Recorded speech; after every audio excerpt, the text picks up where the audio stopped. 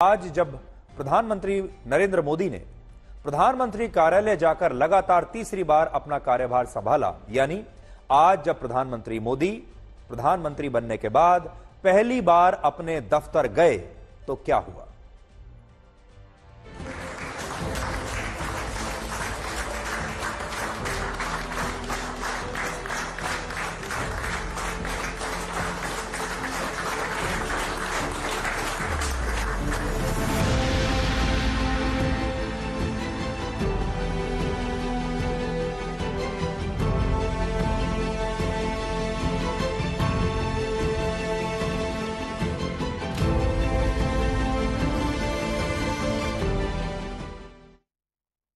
तो प्रधानमंत्री मोदी जब अपने दफ्तर गए तो दफ्तर में जो बाकी के कर्मचारी थे प्रधानमंत्री कार्यालय के, उन्होंने तालियों के साथ प्रधानमंत्री मोदी का स्वागत किया।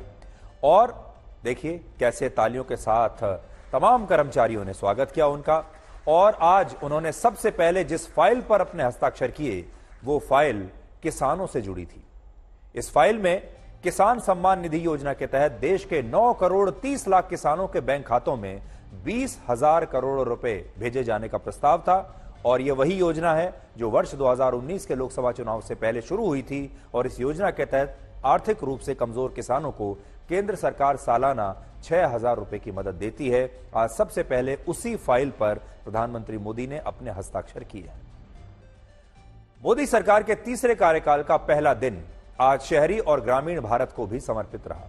आज मोदी कैबिनेट की पहली बैठक में यह फैसला हुआ कि सरकार प्रधानमंत्री आवास योजना के तहत ग्रामीण और शहरी भारत में 3 करोड़ पक्के मकान बनाने के लिए आर्थिक मदद देगी। और इस योजना का अब शहरों में भी विस्तार होगा और शहरों में भी गरीब और कमजोर वर्ग के लोगों के लिए सरकार की मदद से अब पक्के मकान बनाए जाएंगे। तो हमारे देश की जो गरीब लोग हैं उनके लिए आज एक बड़ी खबर यह है, मैं आपको फिर से बता देता हूं कि पहले ही कैबिनेट बैठक में प्रधानमंत्री और उनके सरकार ने यह फैसला किया है कि प्रधानमंत्री आवास योजना के तहत अब अगले 5 साल में 3 करोड़ और मकान दिए जाएंगे। इसमें ग्रामीण इलाकों में भी मकान दिए जाएंगे और शहरी इलाकों में भी मकान दिए जाएंगे। इसलिए जो सारे लोग इस योजना के तहत अपने मकान का इंतजार कर रहे हैं, ये उनके लिए अच्छी खबर है, उनके लिए खुशखबरी है। और आप अपने आसपास के जो भी सरकारी अधिकारी हैं, अगर आप गांव में रहते हैं या शहरों में भी रहते हैं, आपके डिस्ट्रिक्ट में अगर कोई कलेक्टर हैं, उनके यहां जाकर आप सारी डिटेल्स ले सकते हैं कि आपको प्रधानमंत्री आवास योजना के तहत नया घर कैसे मिल सकता है। और कैबिनेट की इसी बैठक में आज मंत्रालयों के बंटवारे का भी फैसला हो गया। और इस बंटवारे में एनडीए के घटक दलों का दबाव कहीं भी दूर दूर तक नजर नहीं आया। प्रधानमंत्री मोदी ने सुरक्षा संबंधित कैबिनेट समिति में कोई बदलाव नहीं किया है, जिसे हम अंग्रेजी में cabinet committee on security CCS कहते हैं, उसमें कोई बदलाव नहीं है। पिछली बार की तरह इस बार भी रक्षा मंत्री राजनाथ सिंह होंगे, होम मिनिस्टर अमित शाह होंगे, वित्त मंत्री निर्मला सीतारमण ही होंगी और विदेश मंत्री S जयशंकर होंगे। किसी भी सरकार के लिए ये 4 मंत्रालय देश को चलाने के लिए बहुत महत्वपूर्ण होते हैं। और प्रधानमंत्री मोदी ने अपने पिछले कार्यकाल की तरह इस बार भी इन मंत्रालयों को बीजेपी के पास ही रखा है और इसमें भी उन्हीं नेताओं के पास में रखा है, उन्हीं मंत्रियों को दिया है जो पहले ये कार्यभार संभाले हुए थे। इसके अलावा department of atomic energy, department of space और कार्मिक, लोक शिकायत और पेंशन मंत्रालय प्रधानमंत्री मोदी ने अपने पास रखा है। इस बार सरकार में शिवराज सिंह को भी एक बहुत बड़ी जिम्मेदारी मिली है और उन्हें कृषि एवं किसान कल्याण मंत्री और ग्रामीण विकास मंत्री बनाया गया है, जबकि मनोहर लाल खट्टर को ऊर्जा मंत्री और शहरी आवास और विकास मंत्री बनाया गया है। तो ये 2 पूर्व मुख्यमंत्री, हरियाणा के मुख्यमंत्री एक और दूसरे शिवराज सिंह चौहान जो मध्य प्रदेश के मुख्यमंत्री हैं, बहुत तजुर्बेकार नेता माने जाते हैं, उन दोनों को एक बहुत बड़े प्रभार के साथ इस मंत्रिमंडल में लिया गया है। इसके अलावा नितिन गडकरी को इस बार भी सड़क और परिवहन मंत्रालय दिया गया है, वो जो अपना उनका कार्यभार पहले था उसी को संभालते रहेंगे। पीयूष गोयल को वाणिज्य एवं उद्योग मंत्री बनाया गया है, धर्मेंद्र प्रधान को शिक्षा मंत्री, गिरिराज सिंह को कपड़ा मंत्री, ज्योतिरादित्य सिंधिया को संचार मंत्री, भूपेंद्र यादव को पर्यावरण मंत्री और गजेंद्र सिंह शेखावत को पर्यटन मंत्री बनाया गया है। और अश्विनी वैष्णव को रेल मंत्रालय के साथ सूचना और प्रसारण मंत्रालय और इलेक्ट्रॉनिकी और सूचना प्रौद्योगिकी मंत्रालय की जिम्मेदारी दी गई है, जबकि किरेन रिजिजू को अल्पसंख्यक मंत्रालय और संसदीय कार्य मंत्रालय की जिम्मेदारी दी गई है। और जेपी नड्डा की वापसी हुई है दोबारा से मंत्रिमंडल में, और पहले भी वो स्वास्थ्य मंत्री रह चुके हैं और इस बार भी उन्हें स्वास्थ्य मंत्री का प्रभार दिया गया है। एनडीए के घटक दलों में जेडीयू के लल्लन सिंह को पंचायती राज, मछली पालन और पशुपालन मंत्री बनाया गया है और रामनाथ ठाकुर को कृषि राज्य मंत्री बनाया गया है। टीडीपी के राम मोहन नायडू को नागरिक उड्डयन मंत्री और चंद्रशेखर पेम्मासानी को ग्रामीण विकास राज्य मंत्री बनाया गया है। चिराग पासवान को खाद्य फूड प्रोसेसिंग मिनिस्ट्री दी गई है, जबकि चिराग पासवान के दिवंगत पिता रामविलास पासवान भी मोदी सरकार में उपभोक्ता मंत्रालय और खाद्य और सार्वजनिक वितरण मंत्रालय की जिम्मेदारी संभाल चुके हैं। और जीतन राम मांझी को सूक्ष्म एवं लघु उद्योग मंत्री बनाया गया है। जेडीएस के एचडी कुमारस्वामी को भारी उद्योग मंत्री बनाया गया है। राष्ट्रीय लोकदल के जयंत चौधरी को कौशल विकास मंत्री स्वतंत्र प्रभार के साथ शिक्षा राज्य मंत्री बना, और अपना दल पार्टी के अनुप्रिया पटेल को स्वास्थ्य राज्य मंत्री और रसायन उर्वरक राज्य मंत्री बनाया गया है।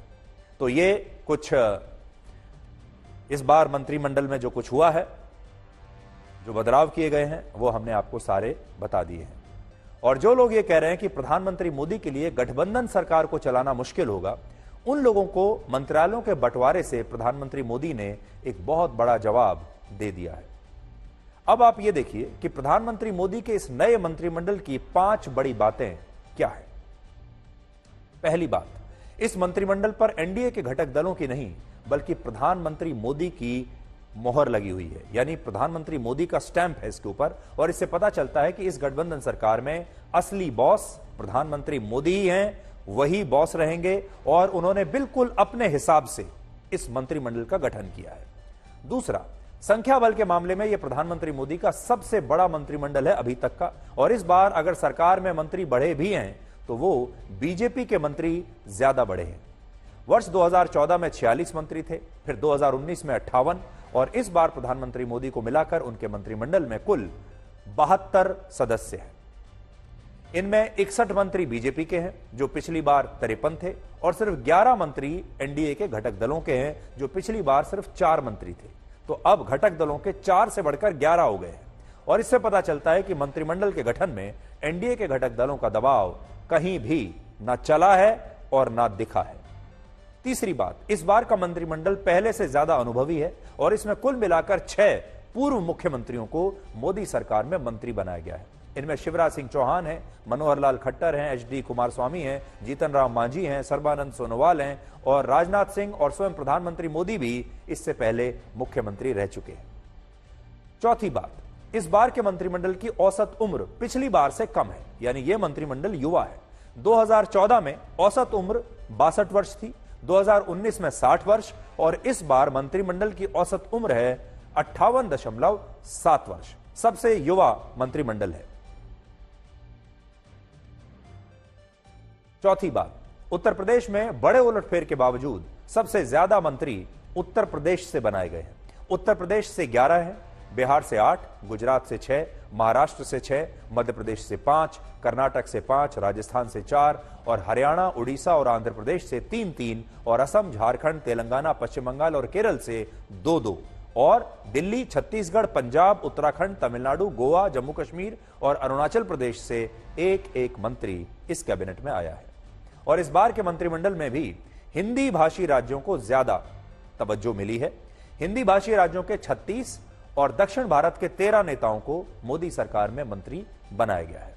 और पांचवी बात यह कि पिछले मंत्रिमंडल की तरह इस मंत्रिमंडल में भी सबसे ज्यादा मंत्री पिछड़े और दलित वर्ग से बनाए गए हैं। 27 मंत्री ओबीसी समुदाय से हैं, 10 दलित समुदाय से, 5 आदिवासी हैं और 28 मंत्री सामान्य वर्ग से हैं। और 72 सदस्यों के मंत्रिमंडल में कुल 7 महिला मंत्री हैं। ये हम कहेंगे कि थोड़ी कम है, 72 में सिर्फ 7 महिलाएं हैं, जबकि पिछले कार्यकाल में 6 महिलाओं को मंत्री बनाया गया था। तो ये पूरे मंत्रिमंडल का एक छोटा सा विश्लेषण हमने आपके लिए कर दिया ताकि आप इस बार के मंत्रिमंडल को ठीक से समझ सकें।